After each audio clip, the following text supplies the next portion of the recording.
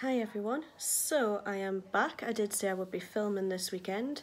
I did say yesterday, but I had a very busy day yesterday. I went to see my younger brother and then I went to go and see the new Lion King, which, by the way, if you haven't seen it, go and see it because it is incredible. They've done an amazing job.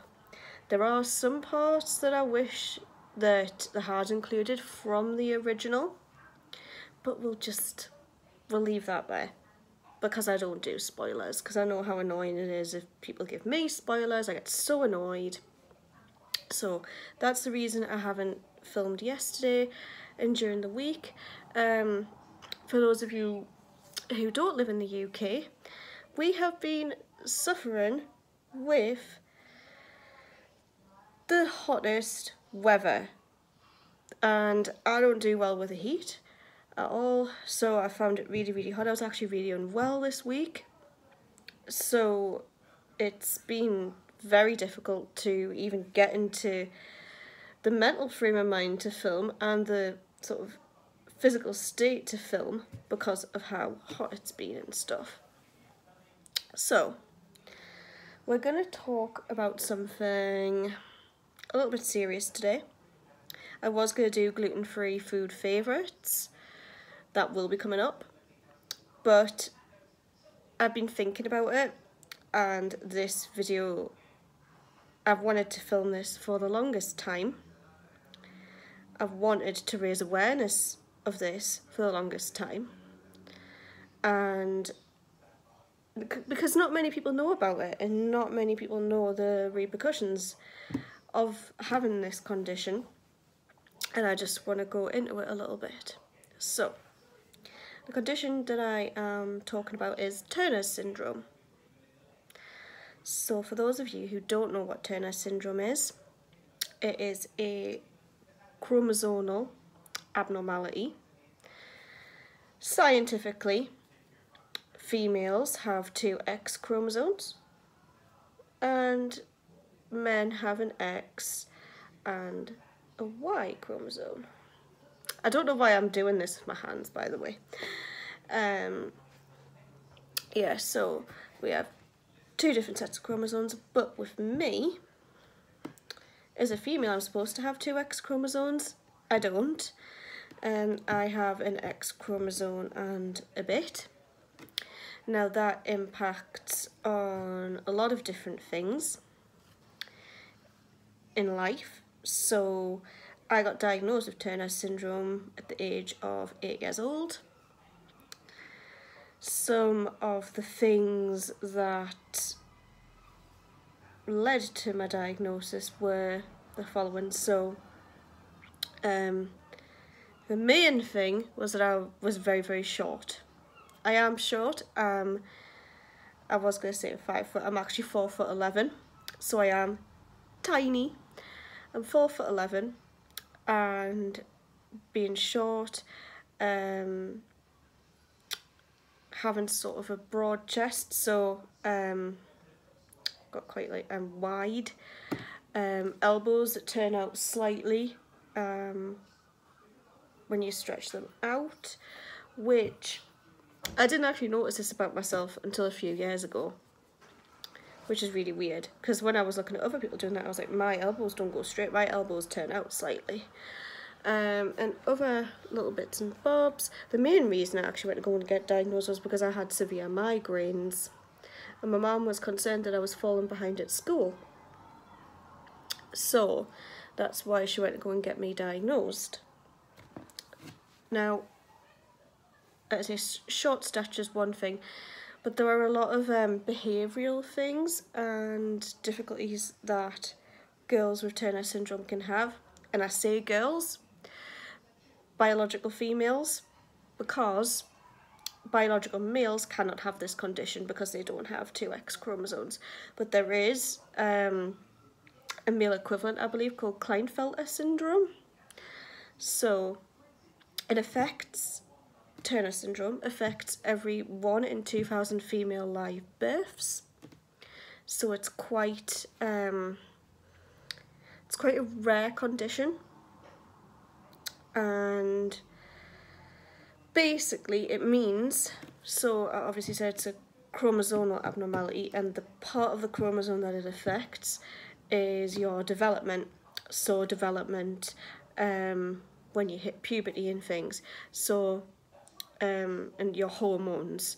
So I started growth hormone injections at the age of 8 years old when I got diagnosed.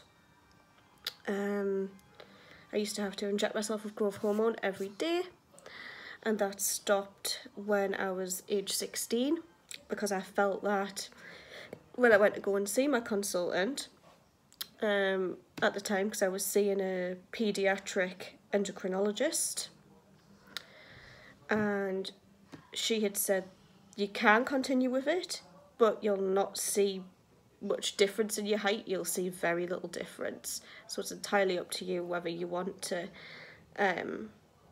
continue with that or whether you want to just leave it. And I decided to leave it for the sake of having to inject myself every day to see little difference. I wasn't, you know, I accepted the fact that I'm going to be small, so I left it at that. Another thing that I have to do is I have to take hormone replacement therapy. So when I want to say about 11 or 12, I started taking estrogen and progesterone tablets. What this helped do was trigger puberty, so it helped me get a period, and it helped me develop, so to speak. So develop, sort of become more womanly basically, so develop breasts, develop sort of hips and all that sort of stuff. I'm not going to go too much into that. So after that, my medication had to actually be changed. So that got changed when I was at university, actually. It got changed when I was in university because my endocrinologist now didn't feel like the tablets were having much of an effect. So I take little gel sachets. I'll show you them actually. They're very small, but I have to take 3 of these a day. Let's get one out. So these are them. They're just little gel sachets. I put them on my thigh, and I have 3 of these a day on my thigh. There's all sort of a medication I take as well, but that's not Turner syndrome related. So I got changed. I also have the Mirena coil. So I was also having quite heavy, painful periods with the HRT that I was having. So I got the Mirena, and now I don't have any periods, and my hormones are under control. So that's all good. It's a combination that's worked for me, although I know a lot of girls with Turners do still take tablets because it works for them, but it just doesn't work with my body. But you've got to take what's right for your body. So because I've had to take medication to develop in those areas, what that means is that my ovaries are also underdeveloped, which inevitably means I'm infertile. I can't have children naturally, which is something that does upset me quite a lot. I haven't really spoken in great depth to anybody outside my family about it, but there we are. It does upset us because I would like to have a baby. The other day I was watching the episode of Friends. If you've never seen Friends, please watch it because it is a classic. I don't know anybody who hasn't seen Friends, but the episode where Monica and Chandler are in the adoption agency office and they're speaking to Erica about adopting the baby, and she nearly doesn't let them, and when she actually agrees to it, I nearly cry all the time. Like, it's the most heart-wrenching thing ever. But I know me and my partner might be in that situation one day.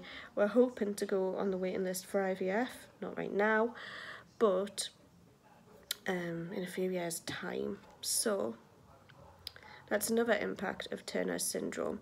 And I kind of wanted to go a little bit into how this impacts on my autism diagnosis as well, because it's quite interesting. So there were a lot of overlapping traits of Turner syndrome and autism spectrum disorder behaviourally.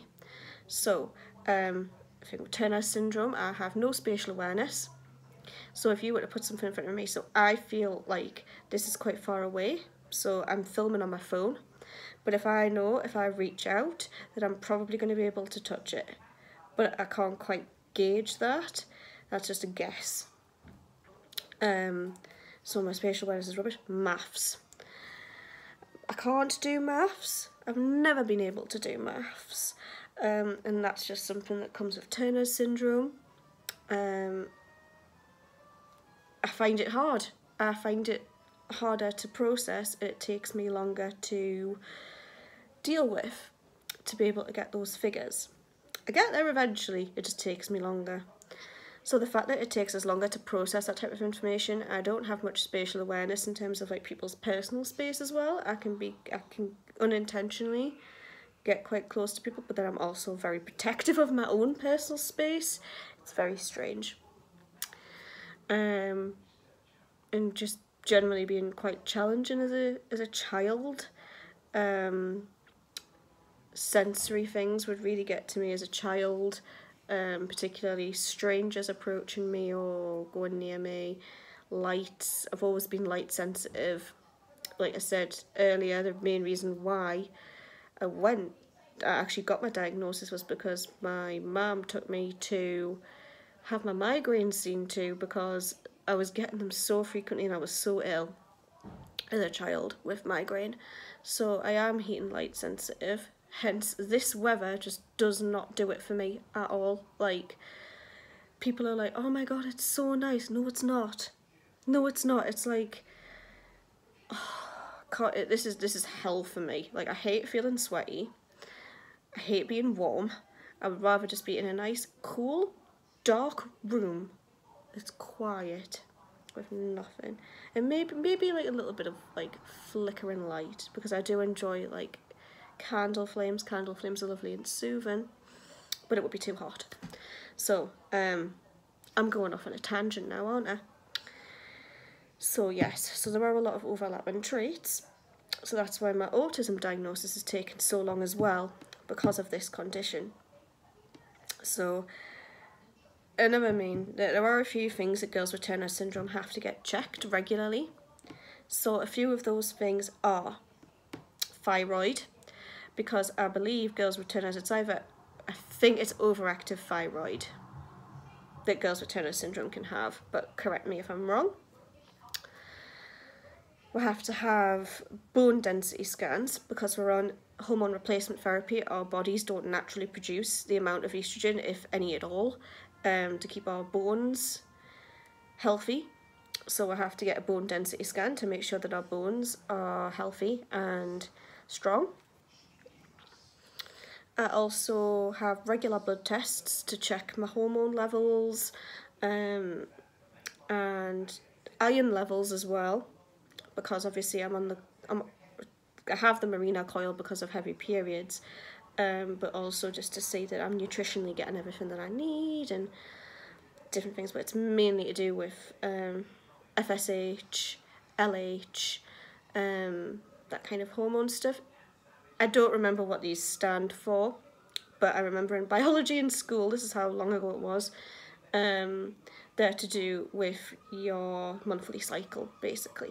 So those hormones. We also need to have a heart MRI every now and again, which sounds scary, okay? So every few years, girls with Turner syndrome have to have heart MRI scans, because our aorta, which is the main artery to your heart, I believe, you can get heart murmurs if there is an issue with your aorta. So every few years we have to have a scan.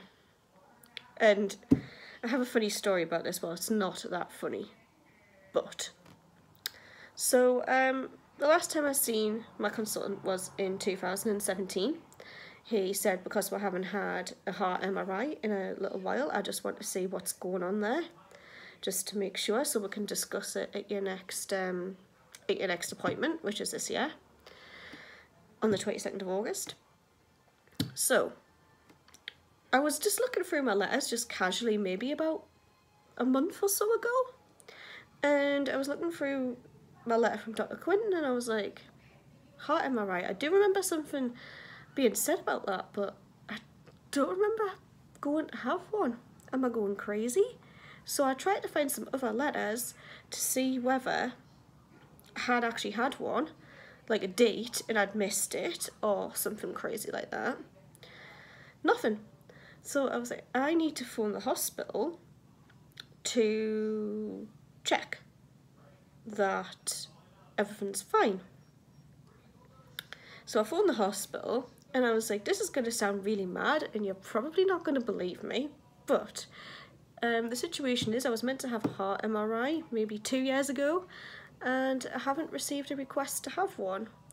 And I don't know how long MRIs take to request, so I was just wondering whether this is normal and what's happening, basically.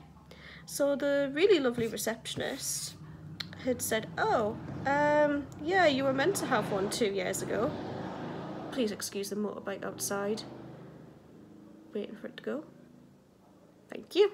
So, said, yes, you were meant to have one 2 years ago, but the receptionist who was dealing with it after it had been signed off by the cardiologist